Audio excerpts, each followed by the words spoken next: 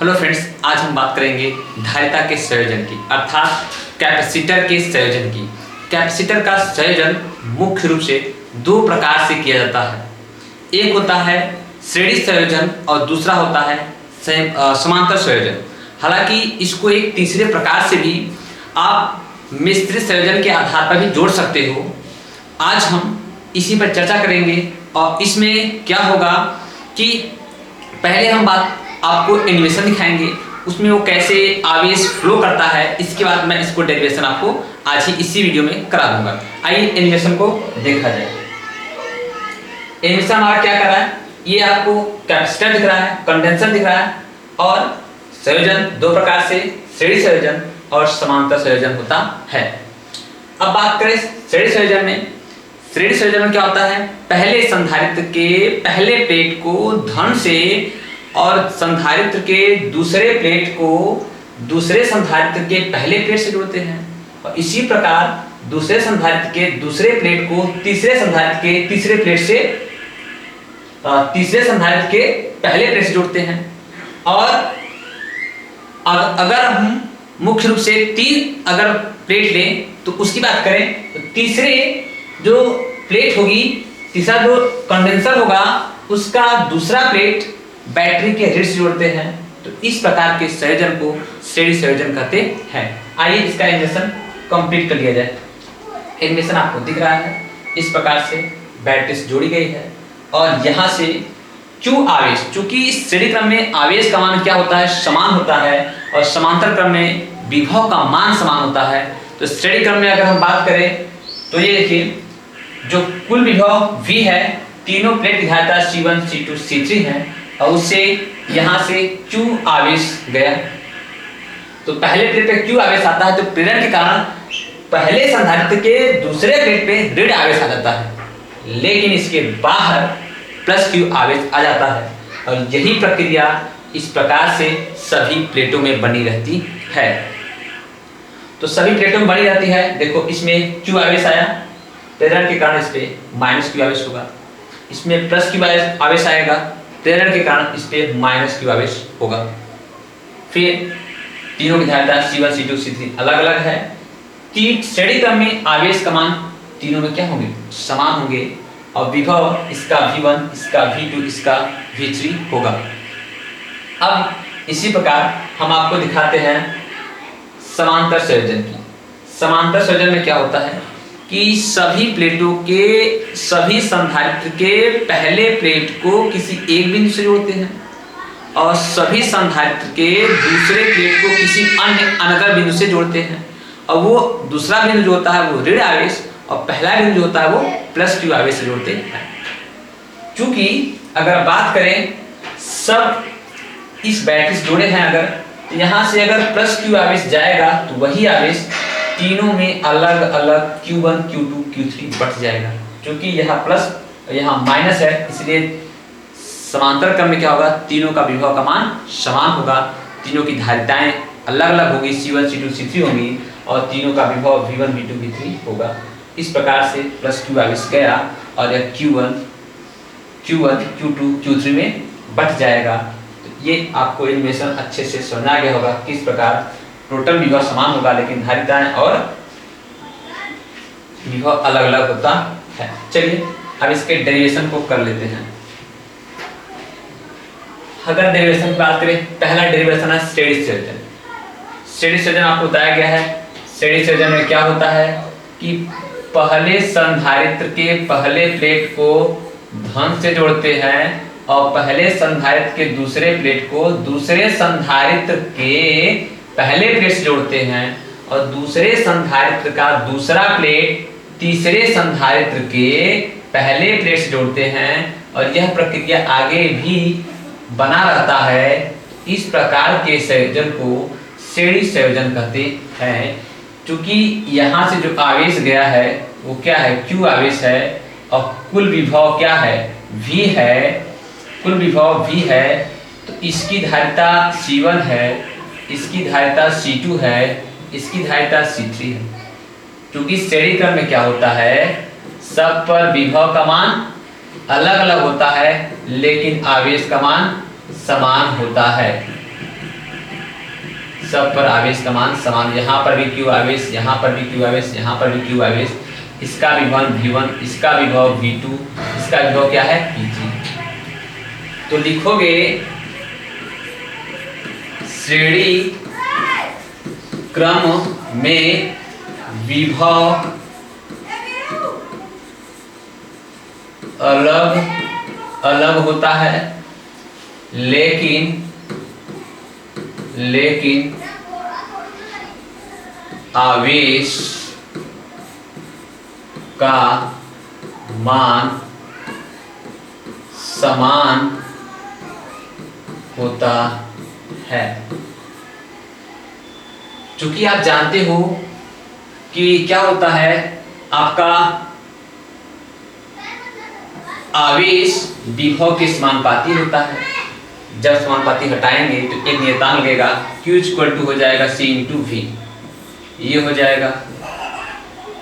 चूंकि कुल विभव V था, सब में अलग अलग विभव आया, V1 V2 V3 आया, तो कुल विभव जो होगा, कुल विभव V बराबर किसके बराबर होगा, V1 plus V2 plus V3 के बराबर होगा। यदि Q बराबर CG होता है तो V बराबर अगर पूछा जाए तो क्या होगा, Q बाई C। पूरे लिखोगे, पूरे संयोजन की धारिता C हो और विभव V हो, तो V बराबर क्या हो जाएगा, Q बाई C। तो पहले आप क्या निकालोगे, पहले यहाँ से निकाल लोगे आप, V1 बराबर क्या हो जाएगा, Q बाई C1, क्योंकि आवेश मान समान है, Q बाई C1। V2 बराबर क्या हो जाएगा, Q बाई C3। V3 बराबर क्या हो जाएगा, V3 बराबर क्या हो जाएगा, Q बाई C3। का मान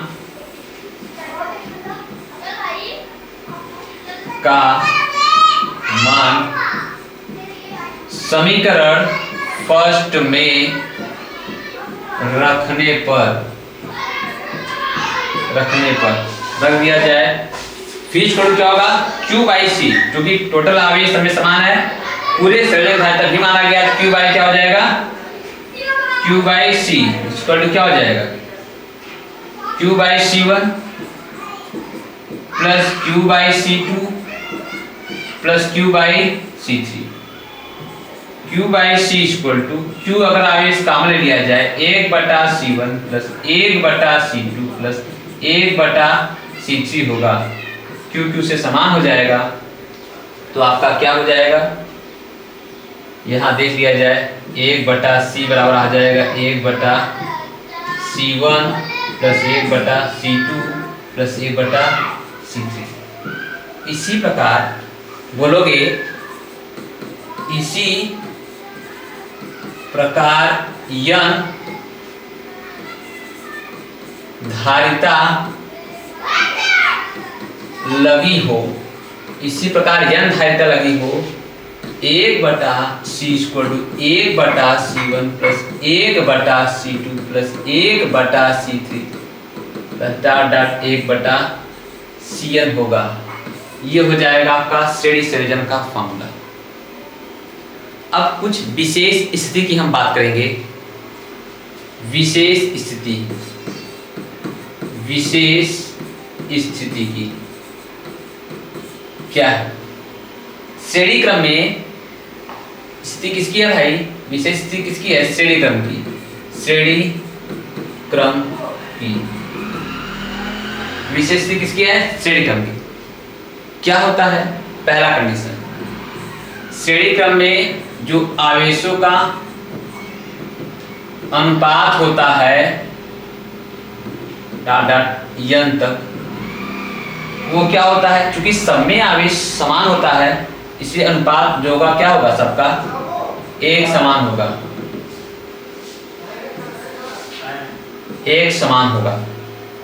दूसरा विशेष स्थिति, विभव क्या होगा, क्योंकि V बराबर क्या होता है, Q बाई C होता है, क्योंकि आवेश सब में समान होता है, तो श्रेणी क्रम के लिए जो विभव होगा हमारा अनुपात V1 अनुपाते V2 अनुपाते V3 अनुपाते dot dot क्या हो जाएगा Vn, क्योंकि V प्रोपोर्शनल 1/C है तो 1/C1 plus 1/C2 plus 1/C3 dot dot क्या हो जाएगा, सॉरी मिस्टेक, ब्लंडर मिस्टेक, यहाँ थोड़ा सा ये मिस्टेक हो गया, इसको क्लियर। देखिए विभव का जो अनुपात होगा उनकी धारिताओं के व्युत्क्रम के अनुपात में होगा, उनके धारिताओं के व्युत्क्रम के अनुपात में होगा। ये होगा आपका दूसरा स्थिति होगा। अगर वही हम बात करें तीसरे स्थिति की, तो तीसरा स्थिति की बात करिए तो ऊर्जा जो होता है वो क्या होता है, क्योंकि आवेश समान है तो ऊर्जा का आवेश के फॉर्म में देखा जाए, ऊर्जा U बराबर क्या होता है, ऊर्जा U बराबर क्या होता है, U बराबर होता है Q²/2C। ये होता है फॉर्मूला, Q²/2C होगा। तो इसके आधार पर चूंकि आवेश का मान समान होता है तो आवेश सभी कट जाएंगे, तो जो ऊर्जाओं का अनुपात होगा, जो ऊर्जा का अनुपात होगा वह धारिता के अनुपात में होगा। तो जो ऊर्जाओं का अनुपात होगा वह 1/U1 अनुपाते U2 अनुपाते U3 dot dot dot UN बराबर 1/C1 अनुपाते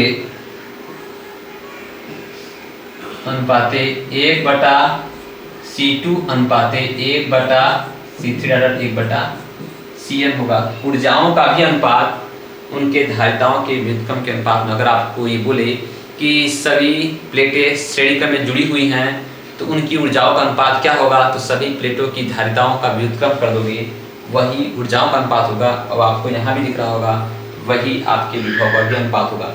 ये नहीं समझना है कि विभव और धारिताओं दोनों में श्रेणी क्रम में धारिताओं का अनुपात सेम है, तो इसमें क्या हो सकता है कि यहाँ पे देखो Q/C है, यहाँ पे Q²/2C है। चूंकि Q कांस्टेंट है सब में श्रेणी क्रम में, इसलिए Q तो कट जाएगा, बीच को 1/C ही आएगा। ऐसे स्थिर ऊर्जा के रूप में भी Q²/2C होगा।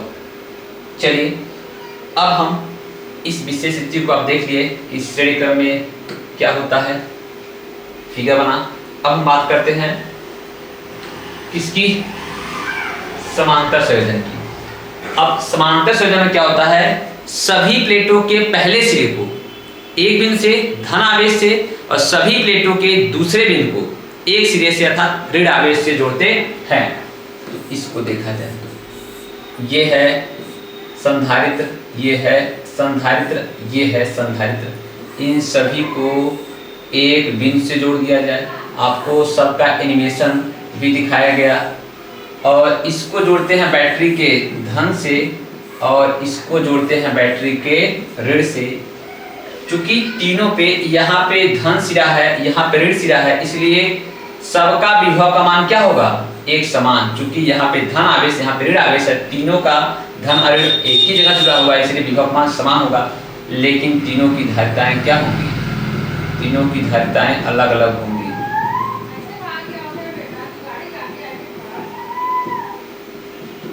इसकी धारिता C1, इसकी धारिता C2, इसकी धारिता C3। चूंकि Q आवेश यहाँ गया है, ये हो जाएगा Q1, ये हो जाएगा Q2 और ये हो जाएगा Q3। तो श्रेणी संयोजन में और समांतर संयोजन में क्या बोलोगे, समांतर संयोजन में विभव का मान समान होता है, विभव का मान समान होता है। चूंकि आवेश बढ़ जाता है तो हम यहाँ पे अब इस श्रेणी समांतर क्रम में किससे लेंगे, आवेश से लेंगे। समांतर क्रम में क्या लिया जाएगा, कुल आवेश Q बराबर क्या हो जाएगा, Q1 plus Q2 plus Q3। ये कुल आवेश ये होगा, कुल आवेश Q यही Q1 Q2 Q3 में बट गया है। ठीक है, चूंकि आप जानते हो पूरे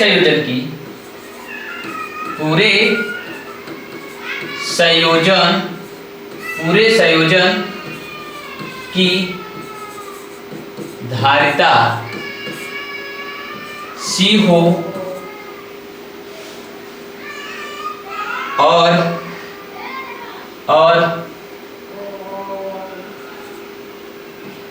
विभव एक समान है, तो क्या रख देंगे, Q बराबर क्या हो जाएगा, Q बराबर हो जाएगा C इंटू V के आधार पर Q1 आ जाएगा C1 इंटू V, Q2 आ जाएगा C2 इंटू V, Q3 आ जाएगा C3 इंटू V। यही समीकरण 1 में रख दिया जाए। चूंकि समांतर में वोल्टेज समान होता है ना, तो सब में विभव का मान समान रखोगे ना, तो का मान 1 में रखोगे तो क्या आएगा, Q इंटू C, कुल धारिता पूरा आवेश तो सब में समान है, लेकिन पूरे संयोजन की धारिता माने हो C, तो C बराबर क्या करोगे, C1V plus C2V plus C3V, तो Q इंटू C बराबर क्या हो जाएगा, सॉरी Q बराबर होगा C इंटू V, तो यहाँ भी होगा आपका V होगा ना, यहाँ भी V होगा और यहाँ भी V होगा, तो क्या कर लिया जाए, V कामन ले लोगे तो आएगा C1 plus C2 plus C3, क्योंकि V कट जाएगा तो C बराबर हो जाएगा C1 plus C2 plus C3 होगा। ठीक है, अगर यदि इसी प्रकार n धारिता लगी हो तो क्या हो जाएगा, C बराबर C1 plus C2 plus C3 direct Cn हो जाएगा। चलिए आगे देखिए जाए, क्या हो जाएगा आपका, C बराबर हो जाएगा C1 plus C2 plus C3 direct क्या हो जाएगा Cn। ये आपको फॉर्मूला मिल जाएगा। इसके लिए हम विशेष स्थिति की बात करेंगे। इसके विशेष स्थिति क्या होंगी, विशेष स्थिति, पहला चूंकि समांतर क्रम में है तो विभव का जो अनुपात होगा वो 1:1 का होगा, V1 अनुपाते V2 अनुपाते V3 ऑर्डर क्या हो जाएगा, Vn बराबर 1 अनुपाते 1 अनुपाते 1 अनुपाते 1 ऑर्डर 1। दूसरा, चूंकि आप जानते हो Q बराबर होता है C इंटू V, क्योंकि सब में विभव का मान समान होता है, तो जो उनके आवेशों का जो अनुपात होगा समांतर क्रम में वह क्या होगा, धारिताओं के अनुपात के ही रूप में होगा, धारिताओं के अनुपात के रूप में होगा। अगर हम ऊर्जा की बात करें, ऊर्जा क्या होगा, चूंकि जानते हो ऊर्जा, चूंकि अब जो ऊर्जा लिखना होगा वो Q और C के रिस्पेक्ट में लिखना होगा, क्योंकि विभव का मान समान है, विभव के फॉर्म में नहीं लिखना होगा। इससे पहले हम किसके फॉर्म में लिखे थे, विभव के फॉर्म में लिखे थे, लेकिन अभी क्या करोगे, सॉरी इससे पहले हम लोग आवेश के फॉर्म में लिखे थे, लेकिन अब हम लिखेंगे विभव के फॉर्म में, क्योंकि विभव का मान समान है यहाँ पे ना, तो U स्क्वायर क्या हो जाएगा, half C into V square होता है। इसी आधार पे चूंकि सब में विभव का मान समान होगा, जो उनकी ऊर्जा होगी U1 अनुपाते U2 अनुपाते U3 Un बराबर होगा C1 अनुपाते C2 अनुपाते C3 क्या हो जाएगा Cn, क्योंकि हाफ कांस्टेंट है, V कांस्टेंट कट जाएगा। जैसे हम श्रेणी क्रम में देखे थे कि श्रेणी क्रम में क्या हुआ था, जो उनके विभव का अनुपात था वो धारिता के 1/C1 1/C2 1/C3 1/Cn के अनुपात में था। ऊर्जा जो आया था वह भी U1 U2 U3 Un जो था 1/C1 1/C2 1/C3 के ही रूप में था। इसी प्रकार इसमें जो आवेश है Q1 अनुपाते Q2 अनुपाते Q3 Qn का जो होगा वह C1 C2 C3 Cn के अनुपात में होगा, और जो ऊर्जाओं का अनुपात होगा वह C1 C2 C3 के अनुपात में होगा। सिमिलरिटी है, बस उसमें क्या था, विभव और ऊर्जाओं दोनों के लिए धारिता का अनुपात 1/C था, और इसमें आवेश और ऊर्जा का अनुपात C1 C2 के रूप में है। ये विशेष स्थिति को भी आप ध्यान दोगे, आपको समझ में आ गया होगा। तो लाइक करिए, कमेंट करिए, दोस्तों में शेयर भी करिए। Thank you watching for this video.